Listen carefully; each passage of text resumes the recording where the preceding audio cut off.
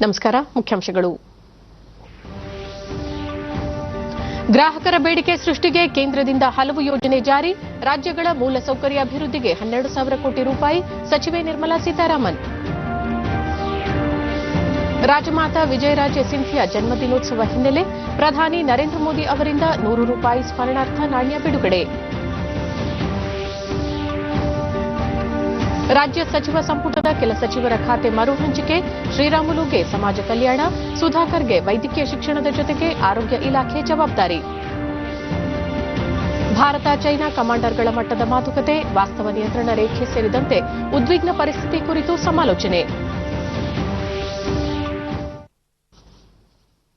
ವಾರ್ತೆಗಳ ವಿವರ. ದೇಶದಲ್ಲಿ ಬೇಡಿಕೆಗಳನ್ನು ಉತ್ತೇಜಿಸಲು ಸುಮಾರು 73,000 ಕೋಟಿ ರೂಪಾಯಿ ಮೊತ್ತದ ಪ್ರಮುಖ ಯೋಜನೆಗಳನ್ನು ಕೇಂದ್ರ ಹಣಕಾಸು ಸಚಿವೆ ನಿರ್ಮಲಾ ಸೀತಾರಾಮನ್ ಇಂದು ಪ್ರಕಟಿಸಿದ್ದಾರೆ. ದೆಹಲಿಯಲ್ಲಿಂದು ದೇಶದ ಆರ್ಥಿಕತೆ ಸ್ಥಿತಿ ಕುರಿತಂತೆ ಸುದ್ದಿಗೋಷ್ಠಿಯಲ್ಲಿ ಮಾತನಾಡಿದ ಅವರು, ರಜೆ, ಪ್ರವಾಸ, ವಿನಾಯಿತಿ, ಎಲ್ಟಿಸಿ ವೋಚರ್ ಮತ್ತು ಹಬ್ಬದ ಮುಂಗಡ ಯೋಜನೆಗಳ ಮೂಲಕ ಗ್ರಾಹಕ ಬೇಡಿಕೆಗಳಿಗೆ ಸುಮಾರು 36,000 ಕೋಟಿ ರೂಪಾಯಿ ಒದಗಿಸುವ ಗುರಿಯನ್ನು ಹೊಸ ಪ್ರಸ್ತಾವನೆಗಳು ಒಳಗೊಂಡಿವೆ. ಕೇಂದ್ರ ಮತ್ತು ರಾಜ್ಯ ಸರ್ಕಾರಗಳು 37,000 ಕೋಟಿ ರೂಪಾಯಿ ಮೊತ್ತವನ್ನು ಬಂಡವಾಳ ವೆಚ್ಚದಲ್ಲಿ ತೊಡಗಿಸಲಿವೆ ಎಂದರು.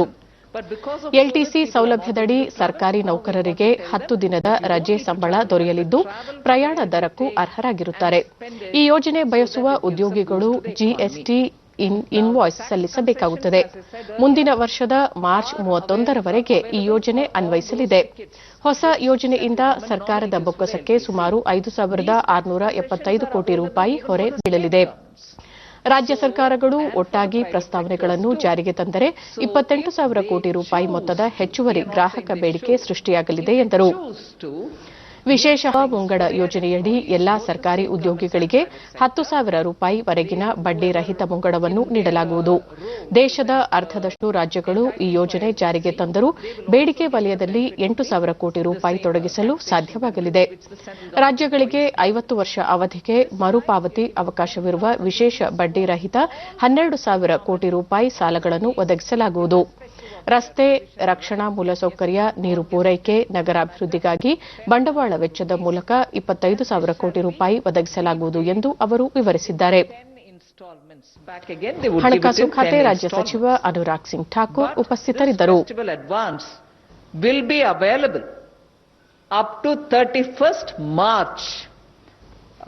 I think what it shows in the presentation says 31st January. No, it will be up to 31st March. And this will be given as a prepaid RuPay card. So a prepaid RuPay card will be given to them. It's an interest-free advance. You will be able to use it for any festival up to 31st March 2021. 31st March 2021. We estimate will be around 19,000 crores, and this is an approximation. And demand infusion, even if, let us say, just 50% of the states opt to give this facility, because even their state government employees do get LTC, for them if they give, we think that will bring in about 9,000 crores. Additional consumer demand generated as a result, we expect will be in the range. ಭಾರತೀಯ ಜನತಾ ಪಕ್ಷದ ಸಂಸ್ಥಾಪಕ ಸದಸ್ಯರಲ್ಲಿ ಒಬ್ಬರಾಗಿದ್ದ ರಾಜಮಾತಾ ದಿವಂಗತ ವಿಜಯರಾಜೆ ಸಿಂಧಿಯಾ ಅವರ ಜನ್ಮ ಶತಾಬ್ದಿಯನ್ನು ಇಂದು ಆಚರಿಸಲಾಗುತ್ತಿದೆ. 1919ನೇ ಸಾಲಿನ ಈ ದಿನ ವಿಜಯರಾಜೆ ಸಿಂಧಿಯಾ ಅವರು ಮಧ್ಯಪ್ರದೇಶದ ಸಾಗರದಲ್ಲಿ ರಾಣಾ ಕುಟುಂಬವೊಂದರಲ್ಲಿ ಜನಿಸಿದ್ದರು. ಗ್ವಾಲಿಯರ್ ರಾಜಮನೆತನದ ವಿಜಯರಾಜೆ ತಮ್ಮ ಸಾಮಾಜಿಕ ಮತ್ತು ರಾಜನೀತಿಯ ಜೀವನದಿಂದ ಹೆಚ್ಚು ಪ್ರಸಿದ್ಧಿ ಪಡೆದಿದ್ದರು. ಭಾರತೀಯ ಜನತಾ ಪಕ್ಷದ ಉನ್ನತ ನಾಯಕರಲ್ಲಿ ಒಬ್ಬರಾಗಿ ಅವರನ್ನು ಪರಿಗಣಿಸಲಾಗುತ್ತದೆ. ವಿಜಯರಾಜೆ ಅವರು 7 ಬಾರಿ ಲೋಕಸಭಾ ಸದಸ್ಯರಾಗಿ ಹಾಗೂ 2 ಬಾರಿ ರಾಜ್ಯಸಭಾ ಸದಸ್ಯರಾಗಿ ಕಾರ್ಯನಿರ್ವಹಿಸಿದ್ದರು.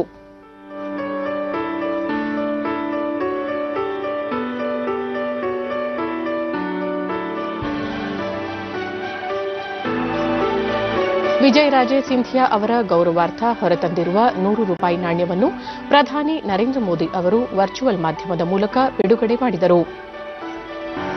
ಕಾರ್ಯಕ್ರಮದಲ್ಲಿ ಕೇಂದ್ರ ಸಂಸ್ಕೃತಿ ಸಚಿವ ಪ್ರಹ್ಲಾದ್ ಸಿಂಗ್ ಪಟೇಲ್, ವಿಜಯರಾಜೆ ಅವರ ಕುಟುಂಬದ ಸದಸ್ಯರು ಹಾಗೂ ಇತರೆ ಗಣ್ಯರು ಪಾಲ್ಗೊಂಡಿದ್ದರು. ಪ್ರಧಾನಿ ನರೇಂದ್ರ ಮೋದಿ ರಾಜಮಾತೆ ವಿಜಯರಾಜೆ ಸಿಂಧಿಯಾ ಸರಳತೆ, ಮಮಕಾರಕ್ಕೆ ಪ್ರತಿರೂಪವಾಗಿದ್ದರು. ರಾಜಮನೆತನದಲ್ಲಿ ಜನಿಸಿದ್ದರೂ ಬಡವರು, ಜನಸಾಮಾನ್ಯರ ಕಣ್ಣೀರು ಮತ್ತು ನೋವು ನಲಿವಿಗೆ ಸ್ಪಂದಿಸಿ ಅವರೊಂದಿಗೆ ಜೀವಿಸುತ್ತಿದ್ದರು. ವಿದೇಶಿ ವಸ್ತ್ರ ತ್ಯಜಿಸುವ ತುರ್ತು ಪರಿಸ್ಥಿತಿ ಸೇರಿದಂತೆ ರಾಮಮಂದಿರ ಆಂದೋಲನದವರೆಗೂ ಅವರು ಸಕ್ರಿಯವಾಗಿ ಪಾಲ್ಗೊಂಡಿದ್ದರು.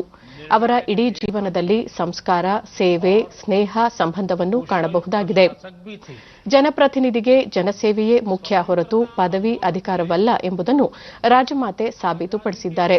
ಅವರು ಜನಸೇವೆಗಾಗಿ ಅನೇಕ ಉನ್ನತ ಸ್ಥಾನಗಳನ್ನು ತಿರಸ್ಕರಿಸಿದ್ದರು ಎಂದರು.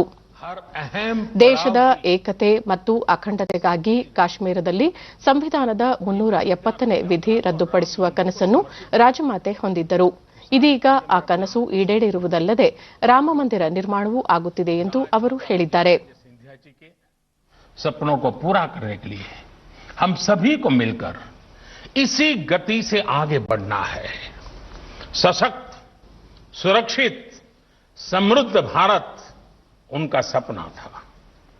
उनके इस सपनों को हम आत्मनिर्भर भारत की सफलता से पूरा करेंगे. ಈ ಮಧ್ಯೆ ಕರ್ನಾಟಕದಿಂದ ಮುಖ್ಯಮಂತ್ರಿ ಬಿಎಸ್ ಯಡಿಯೂರಪ್ಪ ಸೇರಿದಂತೆ ಹಲವು ಗಣ್ಯರು ವಿಡಿಯೋ ಕಾನ್ಫರೆನ್ಸ್ ಮೂಲಕ ಕಾರ್ಯಕ್ರಮದಲ್ಲಿ ಭಾಗಿಯಾಗಿದ್ದರು. राजमाता जी का जन्म शताब्दी धरती पर चेतना के रूप में सभी सम्मानित जनों का भी. ಗೃಹ ಸಚಿವ ಅಮಿತ್ ಶಾ ವಿಜಯರಾಜೆ ಅವರು ತಮ್ಮ ತ್ಯಾಗ ಮತ್ತು ದೇಶಭಕ್ತಿಯಿಂದ ದೇಶದ ರಾಜನೀತಿಗೆ ಹೊಸ ದಿಸೆ ತೋರಿದ್ದರು. ಅವರ ಸಮರ್ಪಣಾ ಮನೋಭಾವ ವಂದನೀಯ. ವಿಚಾರ ಮತ್ತು ಸಿದ್ಧಾಂತದ ಅದ್ವಿತೀಯ ಪ್ರತಿರೂಪದಂತಿದ್ದ ವಿಜಯರಾಜೆ ಅವರಿಗೆ ಅಂತಿಮ ನಮನ ಸಲ್ಲಿಸುತ್ತೇನೆ ಎಂದು ಟ್ವೀಟ್ ಸಂದೇಶದಲ್ಲಿ ತಿಳಿಸಿದ್ದಾರೆ.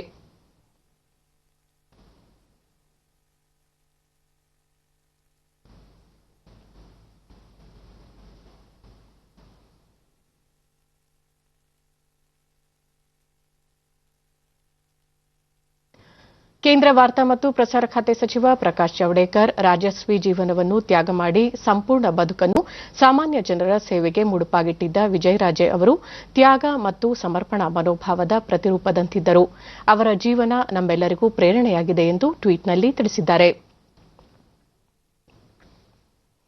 ಗಡಿ ರಸ್ತೆಗಳ ನಿರ್ಮಾಣ ಸಂಸ್ಥೆ ಬಿಆರ್ಒ 7 ರಾಜ್ಯಗಳು ಹಾಗೂ ಕೇಂದ್ರಾಡಳಿತ ಪ್ರದೇಶಗಳಲ್ಲಿ ನಿರ್ಮಿಸಿರುವ 44 ಸೇತುವೆಗಳನ್ನು ಇಂದು ರಕ್ಷಣಾ ಸಚಿವ ರಾಜನಾಥ್ ಸಿಂಗ್ ಅವರು ವಿಡಿಯೋ ಕಾನ್ಫರೆನ್ಸ್ ಮೂಲಕ ಲೋಕಾರ್ಪಣೆಗೊಳಿಸಿದರು.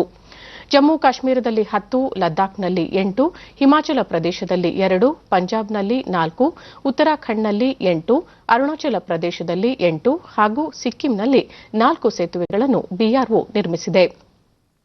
ತವಾಂಗ್ಗೆ ಸಂಪರ್ಕ ಕಲ್ಪಿಸುವ ನೆಚಿಪು ಪ್ರದೇಶದ ಸುರಂಗ ಮಾರ್ಗ ನಿರ್ಮಾಣಕ್ಕೂ ಸಚಿವರು ಇದೇ ವೇಳೆ ಶಿಲಾನ್ಯಾಸ ನೆರವೇರಿಸಿದರು.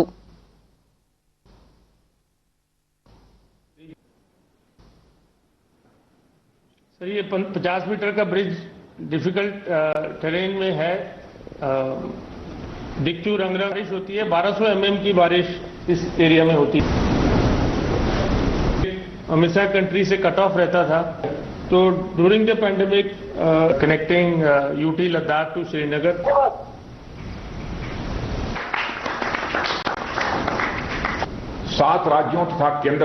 ಈ ಸಂದರ್ಭದಲ್ಲಿ ರಾಜನಾಥ್ ಸಿಂಗ್ ಈ ನೂತನ ಸೇತುವೆಗಳು ಅಭಿವೃದ್ಧಿ ಮತ್ತು ಸಂಪರ್ಕದ ಹೊಸ ಯುಗದ ಪ್ರಾರಂಭಕ್ಕೆ ಕಾರಣವಾಗಲಿವೆ. ಈ ಮಾರ್ಗಗಳಿಂದ ರಕ್ಷಣಾ ಪಡೆಗಳಿಗೆ ಯುದ್ಧ ಸಾಮಗ್ರಿಗಳು ದೊರೆಯಲು ಹಾಗೂ ಅವರ ಸುಗಮ ಸಂಚಾರಕ್ಕೆ ಅನುಕೂಲ ಕಲ್ಪಿಸಲಿದೆ. ಈ ಸೇತುವೆಗಳ ನಿರ್ಮಾಣದಿಂದ ಗಡಿ ಪ್ರದೇಶಗಳಲ್ಲಿ ಸುಗಮ ಸಂಚಾರಕ್ಕೆ ಮತ್ತು ನೆರೆಯ ದೇಶಗಳ ನಡುವೆ ಸಂಪರ್ಕಕ್ಕೆ ಅನುಕೂಲವಾಗಲಿದೆ. ದೇಶದ ಮುಖ್ಯ ಭೂಪ್ರದೇಶದಿಂದ ತುಂಬಾ ದೂರದ ಪ್ರದೇಶಗಳನ್ನು ಈ ಸೇತುವೆಗಳು ಸಂಪರ್ಕಿಸಲಿವೆ. ಸೇತುವೆಗಳನ್ನು ಬಿಆರ್ಒ ನಿಗದಿತ ವೇಳೆಗಿಂತ ಮುಂಚೆ ಉತ್ತಮ ಗುಣಮಟ್ಟದೊಂದಿಗೆ ಸೇತುವೆಗಳನ್ನು ನಿರ್ಮಿಸಿವೆ ಎಂದರು. आज हमारा देश हर क्षेत्र में कोविड-19 के कारण उपजी अनेक समस्याओं का समान रूप से सामना कर रहा है.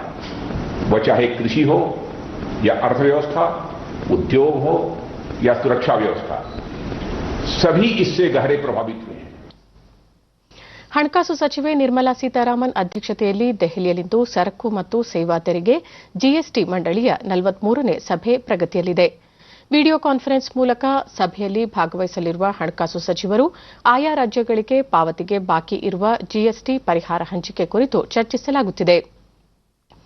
ಹಣಕಾಸು ಖಾತೆ ರಾಜ್ಯ ಸಚಿವ ಅನುರಾಗ್ ಠಾಕೂರ್ ಮತ್ತು ರಾಜ್ಯಗಳು ಹಾಗೂ ಕೇಂದ್ರಾಡಳಿತ ಪ್ರದೇಶಗಳ ಹಣಕಾಸು ಸಚಿವರು ಮತ್ತು ಹಿರಿಯ ಅಧಿಕಾರಿಗಳು ಈ ಸಭೆಯಲ್ಲಿ ಭಾಗಿಯಾಗಿದ್ದಾರೆ.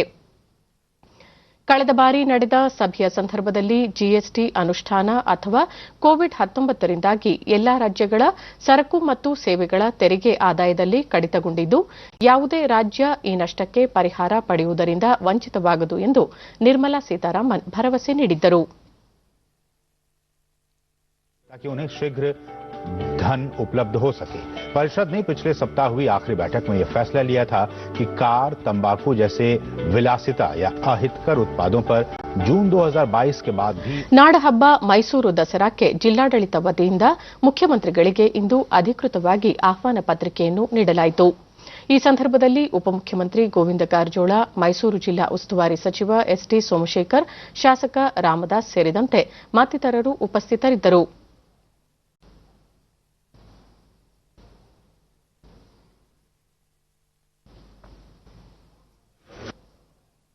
ಬಳಿಕ ಈ ಬಾರಿಯ ದಸರಾ ಮಹೋತ್ಸವ ಉದ್ಘಾಟಿಸಲಿರುವ ಜಯದೇವ ಹೃದ್ರೋಗ ಆಸ್ಪತ್ರೆಯ ನಿರ್ದೇಶಕ ಡಾ ಸಿಎನ್ ಮಂಜುನಾಥ್ ಅವರನ್ನು ದಸರಾ ಸಮಿತಿ ಸದಸ್ಯರು ಭೇಟಿ ಮಾಡಿ ಅಧಿಕೃತ ಆಹ್ವಾನ ನೀಡಿದರು.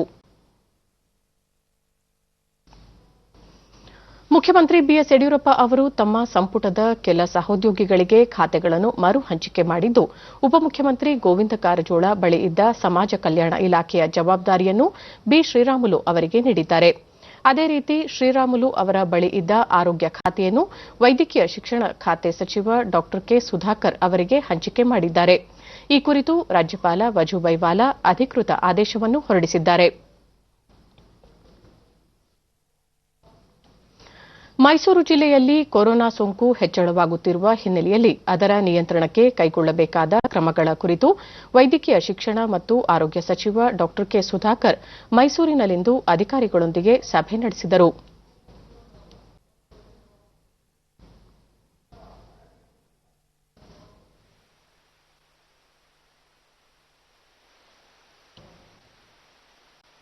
ಉತ್ತಮ ಆರೋಗ್ಯ ಬಳಿಕ ಅವರು ರಾಜ್ಯದಲ್ಲಿ ಕೊರೋನಾ ಸೋಂಕು ಹೆಚ್ಚಳವಾಗುತ್ತಿದ್ದು ಅದರ ನಿಯಂತ್ರಣ ಸವಾಲಾಗಿ ಪರಿಣಮಿಸಿದೆ. ಪ್ರತಿಯೊಬ್ಬರಿಗೂ ಕೈಗೆಟುಕುವ ದರದಲ್ಲಿ ಆರೋಗ್ಯ ಸೇವೆ ಸಿಗಬೇಕು ಎಂಬುದು ಸರ್ಕಾರದ ಉದ್ದೇಶ. ಈ ಹಿನ್ನೆಲೆಯಲ್ಲಿ ಮುಖ್ಯಮಂತ್ರಿಗಳು ತಮ್ಮ ಮೇಲೆ ವಿಶ್ವಾಸವಿಟ್ಟು ಆರೋಗ್ಯ ಇಲಾಖೆಯ ಜವಾಬ್ದಾರಿ ವಹಿಸಿದ್ದಾರೆ ಎಂದರು.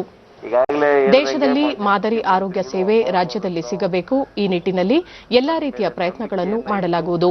ಸೋಂಕಿತರನ್ನು ಪತ್ತೆ ಹಚ್ಚಿ ಅವರ ಸಂಪರ್ಕಕ್ಕೆ ಬಂದ ಪ್ರಥಮ, ದ್ವಿತೀಯ ವ್ಯಕ್ತಿಗಳನ್ನು 48 ಗಂಟೆಗಳಲ್ಲಿ ಪತ್ತೆ ಹಚ್ಚಿ ಸೂಕ್ತ ಚಿಕಿತ್ಸೆ ನೀಡುವುದರಿಂದ ಸಾವಿನ ಪ್ರಮಾಣ ಕಡಿಮೆ ಮಾಡಬಹುದು ಎಂದು ಹೇಳಿದರು. ರಾಜ್ಯದ ಎಲ್ಲಾ ಖಾಸಗಿ ಆಸ್ಪತ್ರೆಗಳಲ್ಲಿ ಕೋವಿಡ್ ಸೋಂಕಿತರಿಗೆ ಕಡ್ಡಾಯವಾಗಿ ಹಾಸಿಗೆಗಳನ್ನು ಮೀಸಲಿಡುವಂತೆ ಸೂಚಿಸಲಾಗಿದೆ ಎಂದರು.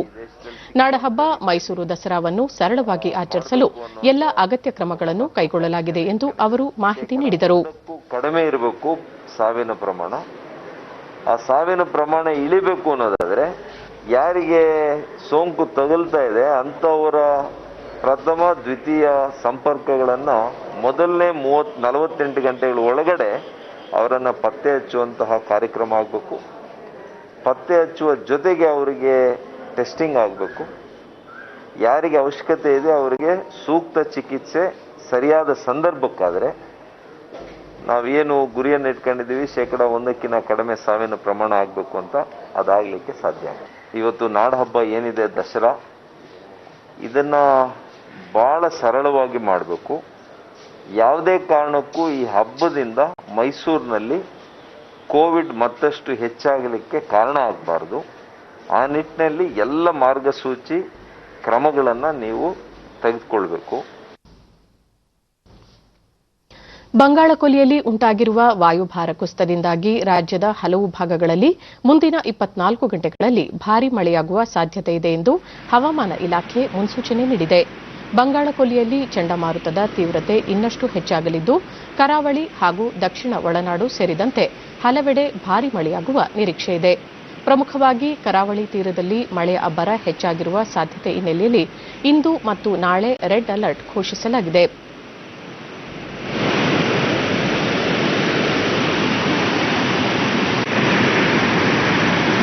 ರಾಯಚೂರು ಜಿಲ್ಲೆಯಲ್ಲಿ ಕೃಷ್ಣಾ ನದಿಗೆ ಹೆಚ್ಚಿನ ಪ್ರಮಾಣದಲ್ಲಿ ನೀರು ಹರಿದು ಬರುತ್ತಿದೆ. ಕೃಷ್ಣಾ ನದಿ ವ್ಯಾಪ್ತಿಯಲ್ಲಿ ಕಳೆದ ಕೆಲವು ದಿನಗಳಿಂದ ಸುರಿಯುತ್ತಿರುವ ಮಳೆಯಿಂದಾಗಿ ಯಾದಗಿರಿ ಜಿಲ್ಲೆಯ ನಾರಾಯಣಪುರ ಜಲಾಶಯಕ್ಕೆ 80,000 ಕ್ಯೂಸೆಕ್ ನೀರು ಹರಿದು ಬರುತ್ತಿದ್ದು, ಜಲಾಶಯದಿಂದ 1.16 ಲಕ್ಷ ಕ್ಯೂಸೆಕ್ ನೀರನ್ನು ಹೊರಬಿಡಲಾಗಿದೆ. ಈ ಹಿನ್ನೆಲೆಯಲ್ಲಿ ನದಿ ತೀರದ ಜನರಿಗೆ ಎಚ್ಚರದಿಂದಿರುವಂತೆ ಸೂಚಿಸಲಾಗಿದೆ. ಕಳೆದ ಕೆಲ ದಿನಗಳಿಂದ ರಾಜ್ಯದ ವಿವಿಧೆಡೆ ಭಾರೀ ಮಳೆಯಾಗುತ್ತಿರುವ ಹಿನ್ನೆಲೆಯಲ್ಲಿ ಕೊಪ್ಪಳ ಜಿಲ್ಲೆಯ ಹಲವು ಭಾಗಗಳಲ್ಲಿ ಜನಜೀವನ ಅಸ್ತವ್ಯಸ್ತಗೊಂಡಿದೆ. ನಿನ್ನೆ ರಾತ್ರಿಯಿಂದ ಸುರಿಯುತ್ತಿರುವ ಧಾರಾಕಾರ ಮಳೆಗೆ ಜಿಲ್ಲೆಯ ಬಹುತೇಕ ನದಿಗಳು ಅಪಾಯ ಮಟ್ಟ ಮೀರಿ ಹರಿಯುತ್ತಿವೆ. ಜಿಲ್ಲೆಯ ಹಿರೇಹಳ್ಳ ಜಲಾಶಯ ಭರ್ತಿಯಾಗಿದ್ದು, ಹೆಚ್ಚುವರಿ 30,000 ಕ್ಯೂಸೆಕ್ನಷ್ಟು ನೀರನ್ನು ಜಲಾಶಯದಿಂದ ಹೊರಬಿಡಲಾಗಿದೆ. ಇದರಿಂದ ಕೋಳೂರಿನಲ್ಲಿ ನಿರ್ಮಿಸಿರುವ ಬ್ರಿಡ್ಜ್ ಕಮ್ ಬ್ಯಾರೇಜ್ ಕುಸಿದು ಬಿದ್ದಿದ್ದು, ಈ ಭಾಗದ ರೈತರಲ್ಲಿ ಆತಂಕ ಉಂಟಾಗಿದೆ.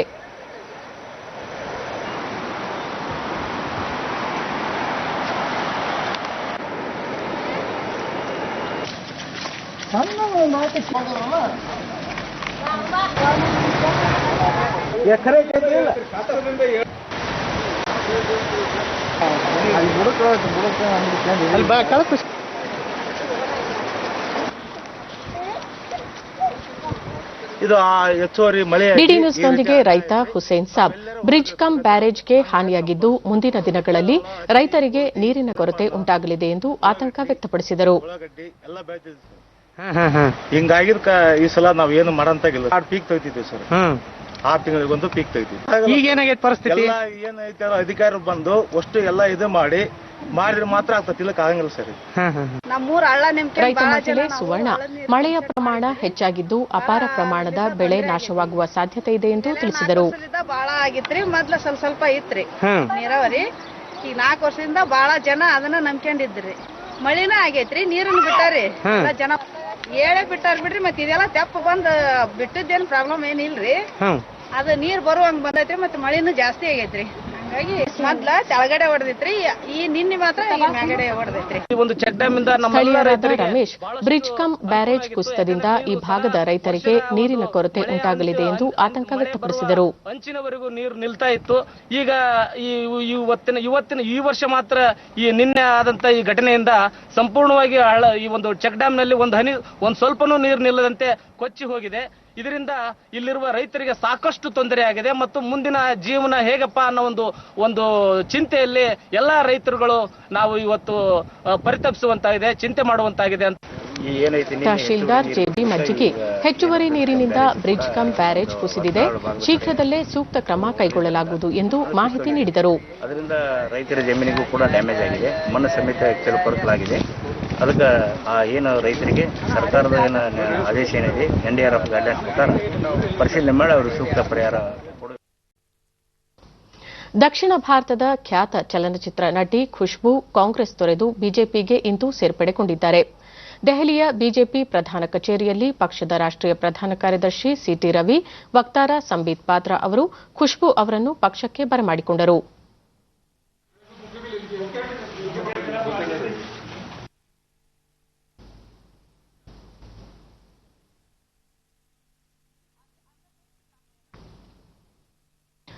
ಖುಷ್ಬೂ ಅವರನ್ನು ಪಕ್ಷಕ್ಕೆ ಸ್ವಾಗತಿಸಿದ ಸಿಟಿ ರವಿ, ಜನಪ್ರಿಯ ನಟಿ ಖುಷ್ಬೂ ಅವರು ಪಕ್ಷಕ್ಕೆ ಸೇರ್ಪಡೆಯಾಗಿರುವುದರಿಂದ ತಮಿಳುನಾಡಿನಲ್ಲಿ ಪಕ್ಷ ಮತ್ತಷ್ಟು ಬಲಿಷ್ಠವಾಗಲಿದೆ ಎಂದರು.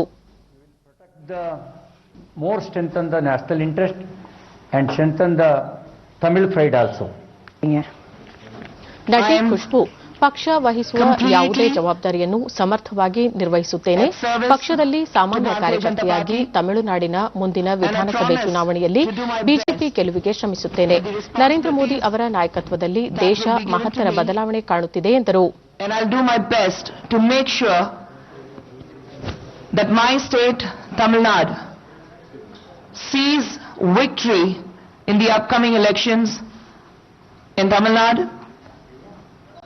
And I am here as the millions of people of this country who have great hopes on Bharatiya Janata Party under the esteemed leadership of our Honorable Prime Minister Narendra Modi ji, that I will work like any other Kadar, any other worker, to the best of my abilities. Bharat ಮತ್ತು China ನಡುವೆ ಕಮಾಂಡರ್ಗಳ ಮಟ್ಟದ 7ನೇ ಸುತ್ತಿನ ಮಾತುಕತೆ ವಾಸ್ತವ ನಿಯಂತ್ರಣ ರೇಖೆಯ ಚುಶುಲ್ನಲ್ಲಿಂದು ಪ್ರಗತಿಯಲ್ಲಿದೆ. ಭಾರತದ ಕಡೆಯ ಈ ಪ್ರದೇಶದಲ್ಲಿ ನಡೆಯಲಿರುವ ಮಾತುಕತೆಯಲ್ಲಿ ಉಭಯ ದೇಶಗಳ ಗಡಿಯಲ್ಲಿ ಶಾಂತಿ ಮತ್ತು ಸುರಕ್ಷತೆಯನ್ನು ಕಾಪಾಡುವ ಕ್ರಮಗಳನ್ನು ರೂಪಿಸುವ ಕುರಿತು ಚರ್ಚಿಸಲಾಗುತ್ತಿದೆ. ಲೆಫ್ಟಿನೆಂಟ್ ಜನರಲ್ ಹರೀಂದರ್ ಸಿಂಗ್ ಮತ್ತು ಅವರ 14 ಉತ್ತರಾಧಿಕಾರಿ ಲೆಫ್ಟಿನೆಂಟ್ ಪಿಜಿಕೆ ಮೆನನ್ ಅವರು ಭಾರತದ ನಿಯೋಗದ ನೇತೃತ್ವ ವಹಿಸಿದ್ದಾರೆ. ಪ್ರಮುಖವಾಗಿ ಭಾರತ ಚೈನಾ ಗಡಿಯಲ್ಲಿನ ಉದ್ವಿಗ್ನ ಪರಿಸ್ಥಿತಿಯನ್ನು ಮಾತುಕತೆಯ ಮೂಲಕ ತಿಳಿಯಾಗಿಸುವ ಪ್ರಯತ್ನ ಇದಾಗಿದೆ.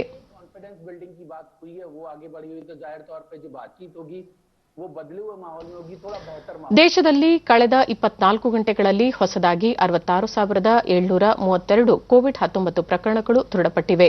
ಇದರೊಂದಿಗೆ ಒಟ್ಟು ಸೋಂಕಿತರ ಸಂಖ್ಯೆ 71,20,538ಕ್ಕೆ ಏರಿಕೆಯಾಗಿದೆ.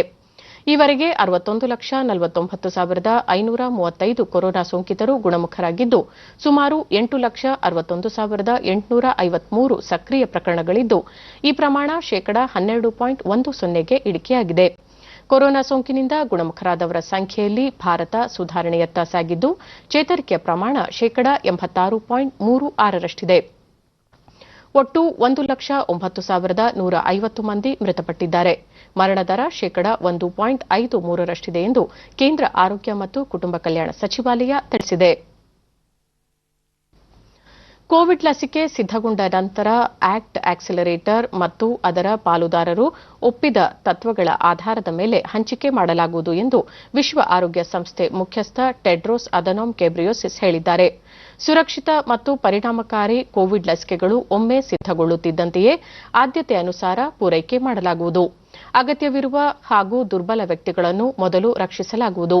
ಲಸಿಕೆಯನ್ನು ಸೂಕ್ತ ರೀತಿಯಲ್ಲಿ ವಿತರಣೆ ಮಾಡಲಾಗುವುದು ಎಂದು ತಿಳಿಸಿದ್ದಾರೆ.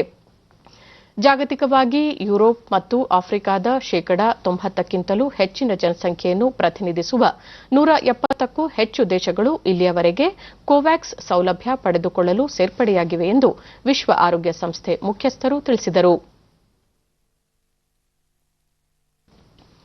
ಲಿಬಿಯಾದಲ್ಲಿ ಅಪಹರಣಕ್ಕೊಳಗಾಗಿದ್ದ 7 ಭಾರತೀಯ ಪ್ರಜೆಗಳನ್ನು ಬಿಡುಗಡೆಗೊಳಿಸಲಾಗಿದೆ ಎಂದು ಟುನೀಷಿಯಾದ ಭಾರತೀಯ ರಾಯಭಾರಿ ಪುನೀತ್ ರಾಯ್ ಕುಂಡಾಲ್ ಅವರು ತಿಳಿಸಿದ್ದಾರೆ. ಗುಜರಾತ್, ಆಂಧ್ರಪ್ರದೇಶ, ಬಿಹಾರ ಮತ್ತು ಉತ್ತರ ಪ್ರದೇಶ ಮೂಲದ 7 ಕಾರ್ಮಿಕರನ್ನು ಸೆಪ್ಟೆಂಬರ್ 14ರಂದು ಲಿಬಿಯಾದ ಅಶ್ವರಿಫ್ನಿಂದ ಅಪಹರಿಸಲಾಗಿತ್ತು. ಇದೀಗ ಅಪಹರಣಕ್ಕೊಳಗಾದವರನ್ನು ಸುರಕ್ಷಿತವಾಗಿ ತಾಯ್ನಾಡಿಗೆ ಕಳುಹಿಸುವ ಬಗ್ಗೆ ಟುನೀಷಿಯಾದಲ್ಲಿರುವ ಭಾರತೀಯ ರಾಯಭಾರ ಕಚೇರಿ ಮಾತುಕತೆ ನಡೆಸುತ್ತಿದೆ ಎಂದು ವಿದೇಶಾಂಗ ಸಚಿವಾಲಯದ ಮೂಲಗಳು ತಿಳಿಸಿವೆ. सरकार और वहां मौजूद अंतर्राष्ट्रीय संगठनों से संपर्क कर भारतीय नागरिकों को मुक्त कराने के लिए मदद मांगी गई थी. ನವರಾತ್ರಿ ಹಬ್ಬದ ಹಿನ್ನೆಲೆಯಲ್ಲಿ ಮೈಸೂರಿನ ರಾಮ್ಸನ್ ಕಲಾ ಪ್ರತಿಷ್ಠಾನ ಆಯೋಜಿಸಿರುವ ಬೊಂಬೆ ಪ್ರದರ್ಶನ ಮತ್ತು ಮಾರಾಟ ಆಕರ್ಷಣೀಯವಾಗಿದೆ. ರಾಮ, ಲಕ್ಷ್ಮಣ, ದುರ್ಗಾದೇವತೆ, ಮೈಸೂರು ದಸರಾ ಮೆರವಣಿಗೆ, ಮೈಸೂರು ವಿಶ್ವವಿದ್ಯಾಲಯ ಸೇರಿದಂತೆ 5,000ಕ್ಕೂ ಹೆಚ್ಚು ವಿವಿಧ ಮಾದರಿಯ ಬೊಂಬೆಗಳು ಇಲ್ಲಿ ಲಭ್ಯವಿದೆ.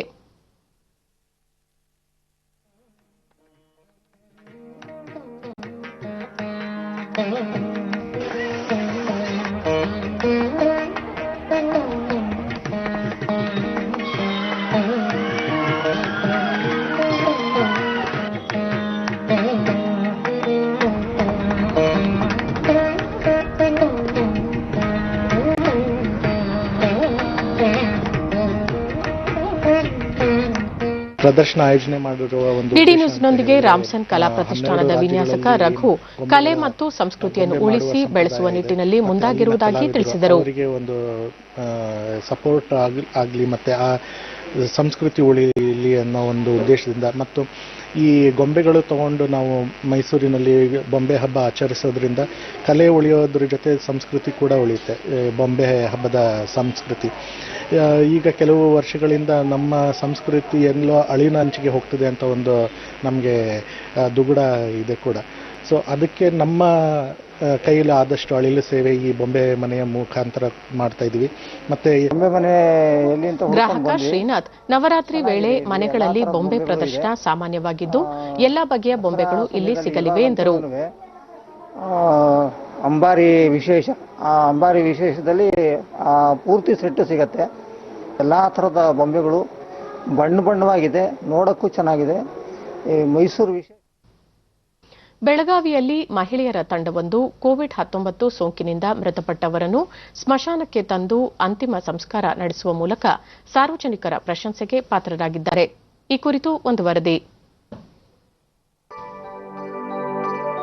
ಕೋವಿಡ್-19 ಸಾಂಕ್ರಾಮಿಕ ಕಾಯಿಲೆಯ ಸಂದಿಗ್ಧತೆಯ ಸಂದರ್ಭದಲ್ಲಿ ವ್ಯಕ್ತಿಗತ ಅಂತರ ಕಾಯ್ದುಕೊಳ್ಳುವುದು ಅಗತ್ಯ ಹಾಗೂ ಅನಿವಾರ್ಯತೆ ಎದುರಾಗಿದೆ. ಒಂದು ವೇಳೆ ಸೋಂಕು ತಗುಲಿ ಮೃತಪಟ್ಟರೆ ಕುಟುಂಬ ಸದಸ್ಯರು ಅಂತಿಮ ದರ್ಶನ ಪಡೆಯುವುದಕ್ಕೂ ಅವಕಾಶ ಕಷ್ಟವಾಗಿದೆ. ಹೀಗೆ ಮೃತಪಡುವ ಅನಾಥ ಮತ್ತು ನಿರ್ಗತಿಕ ಶವಗಳನ್ನು ಸ್ಮಶಾನಕ್ಕೆ ತಂದು ಅಂತ್ಯ ಸಂಸ್ಕಾರ ನಡೆಸುವ ಕಾರ್ಯದಲ್ಲಿ ಬೆಳಗಾವಿಯ ಹೆಲ್ಪ್ ಫಾರ್ ನೀಡ್ ತಂಡ ತೊಡಗಿಸಿಕೊಂಡಿದೆ.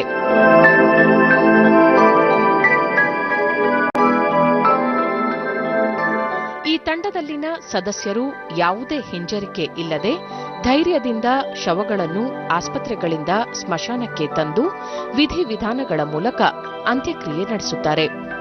ಮೊದಲಿಗೆ ಮಾಧುರಿ ಜಾಧವ ಎಂಬ ಮಹಿಳೆ ತಾವೇ ಸ್ವತಃ ಆಂಬ್ಯುಲೆನ್ಸ್ ಚಾಲನೆ ಮಾಡುತ್ತಾ ಕೊರೋನಾ ಸೋಂಕಿತ ಶವಗಳನ್ನು ಸ್ಮಶಾನಕ್ಕೆ ತಂದು ಅಂತಿಮ ಸಂಸ್ಕಾರಗೊಳಿಸುವ ಸತ್ಕಾರ್ಯವನ್ನು ಕಳೆದ 2 ತಿಂಗಳಿನಿಂದ ಮಾಡುತ್ತಿದ್ದಾರೆ. ಇವರಿಂದ ಪ್ರೇರಣೆ ಪಡೆದ ಮತ್ತೆ ಕೆಲ ಮಹಿಳೆಯರು ಈ ಸೇವೆಯಲ್ಲಿ ತೊಡಗಿಸಿಕೊಂಡಿದ್ದಾರೆ.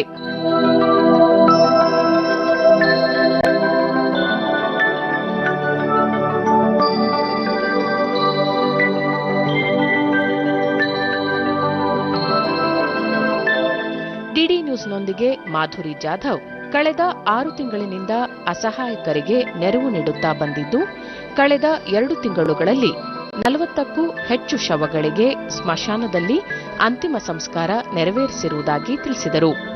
फ्री हाउस फंड लेके जा रही हूँ सर, और मैंने एम्बुलेंस चलाने का और बॉडी जो कोविड की और नॉन कोविड की जो भी बॉडीज है उनको उठाने का मैंने तब से काम स्टार्ट किया है, और अब तक मैंने 40 के अबाउट पीपल्स जो है कोविड है नॉन कोविड है उनको मैंने सर्विस दी है.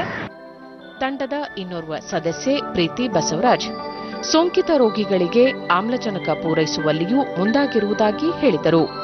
ಸೊ ಆಕ್ಸಿಜನ್ ಸಿಲಿಂಡರ್ ಪ್ರೊವೈಡ್ ಮಾಡಕತ್ರು, ಅದ್ರ ಜೋಡಿ ಆಮೇಲೆ ಈಗ ಅನಾಥ ಶವಗಳಾಯ್ತು, ಆಮೇಲೆ ಕೋವಿಡ್ ಆಗಿದ್ದಕ್ಕಿಲ್ಲ ಅವ್ರ ಮನೆಯವರು ಪ್ರಾಪರ್ಲಿ ಇಲ್ಲ ಶವ ಟಚ್ ಮಾಡಕ್ಕೂ ಆಯ್ತು, ಶವ ಸಂಸ್ಕಾರ ಮಾಡಕ್ ಅವ್ರು ಹೆಲ್ಪ್ ಮಾಡಲಿಲ್ಲ. ಆ ಟೈಮ್ನಾಗ ನಮ್ದು ಹೆಲ್ಪ್ ಅವ್ರು ನೀಡಿ ಮುಂದೆ ಬಂದ ಕೆಲಸ ಆ ಶವಗಳಿಗೂ ಅಂತಿಮ ಸಂಸ್ಕಾರ ಏನೇನು ಕೊಡ್ಬೇಕಲ್ಲ ಅದನ್ನ ಪ್ರಾಪರ್ಲಿ ಕೊಟ್ಟ ಕೆಲಸ ಅವರಿಗೆ ಒಂದು ಅಂತಿಮ ವಿದಾಯ ಹೇಳಿ.